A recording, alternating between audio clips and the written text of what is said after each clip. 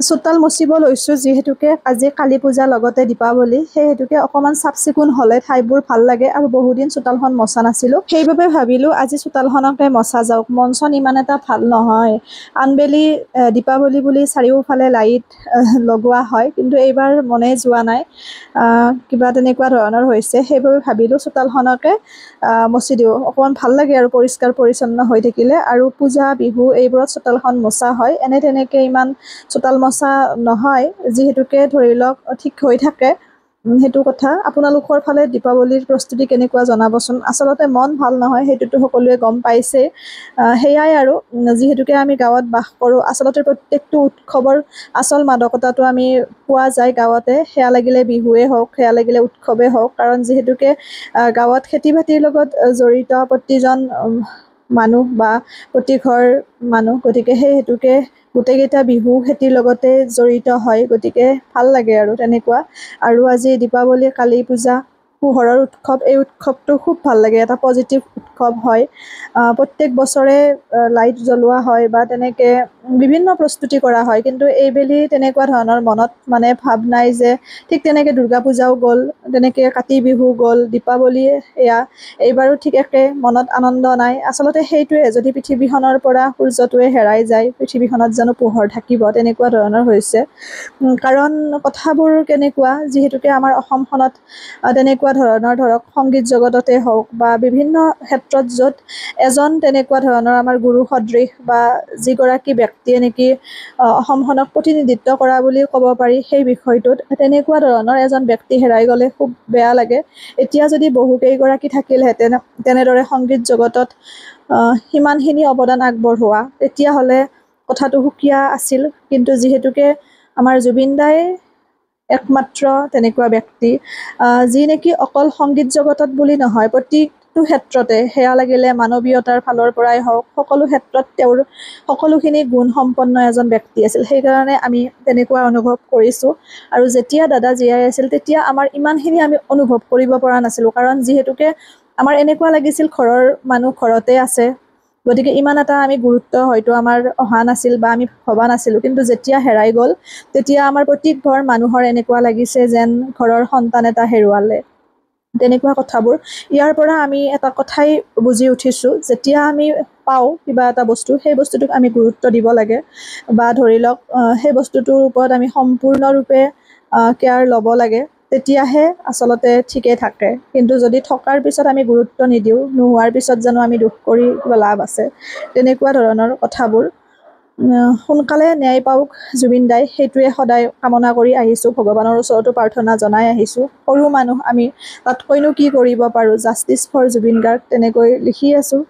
আৰু তাৰ উপৰি মানে একমাত্ৰ ভগৱানক প্ৰাৰ্থনা কৰিছোঁ, কাৰণ কিয় জানেনে, মানুহক বিশ্বাস কৰিব নোৱাৰি বৰ্তমান সময়ত।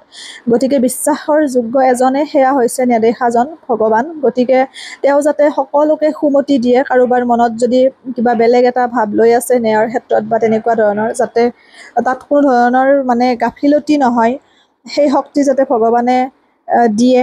কাৰণ আগতেও তেনে ঘটনা বহু ঘটি গৈছে। নতুনতে প্ৰথম আৰম্ভণিতে গোটেইখিনি ঠিকে থাকে, পিছত কিছুদিন যোৱাৰ পিছত সেই ঘটনাটো তল পৰি যায়। আৰু প্ৰতিজন অসমীয়াই, প্ৰত্যেকজন জুবিন অনুৰাগীয়ে যাতে সেই কথা পাহৰি নাযায়।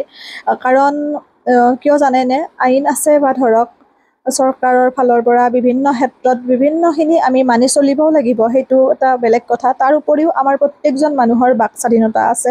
গতিকে ভাল বেয়াটো আমি প্ৰকাশ কৰিব পাৰোঁ, যদি আমাৰ মনত কিবা এটা শংকা থাকে, সংকোচ থাকে। গতিকে কিবা এটা আমি মনৰ ভাৱ প্ৰকাশ কৰাৰ লগে লগে আমাক কোনেও এৰেষ্ট কৰিব নোৱাৰে। কিন্তু যিটো বৰ্তমান হৈ আছে, সেইটো আচলতে বেয়া লাগে সেইবোৰ ঘটনা দেখিলে। কাৰণ যিহেতু ইমানখিনি পঢ়িলোঁ, গতিকে কিছু অলপ আমিও আয়ত্ব কৰিছোঁ জীৱনটোত, কথা বতৰা কোৱাক লৈ বা খিনি আমি বুজি পাওঁ। গতিকে সেই ক্ষেত্ৰত যেতিয়া তাৰ বিপৰীতে গৈ পেলাই নিজৰ ক্ষমতাক অপপ্ৰয়োগ কৰি পেলাই, কাৰণ আইন সকলোৰে বাবে সমান, সেয়া ৰজাৰ বাবেই হওক, মন্ত্ৰীৰ বাবেই হওক বা সাধাৰণ জনতাৰ বাবেই হওক।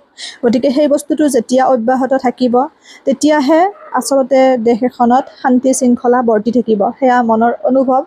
আৰু সেইখিনি জনাখিনিৰ ভিত্তি কৰি পেলাই কথাখিনি কৈছোঁ। কিন্তু এটা কথা বুজি পাইছোঁ যে ভাল কথা ক'লে এতিয়া বিপদ, বা ভাল কথা ক'লে আমি হয়তো ৰঙা ঘৰৰ আলহী হ'ব পাৰোঁ।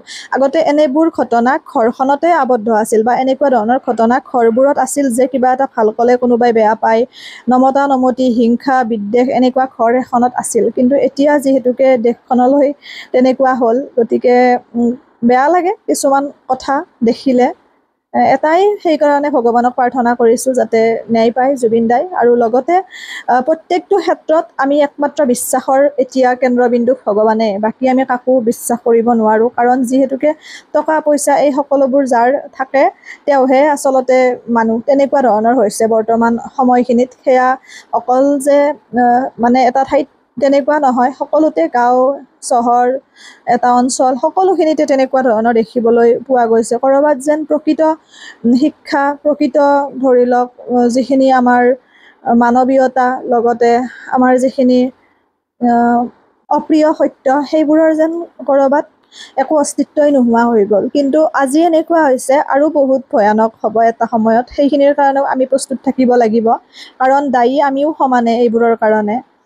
বহুখিনি কথা পাতিলোঁ, কিন্তু ভাল কথাবোৰ শুনা মানুহ নাই বৰ্তমান সময়ত, সেয়া ছ'চিয়েল মিডিয়াতে হওক বা য'তে নহওক। কাৰণ দেখি আহিছোঁ ভিডিঅ' বনোৱা দিন ধৰি ভালখিনি সমাদৰ কম বৰ্তমান।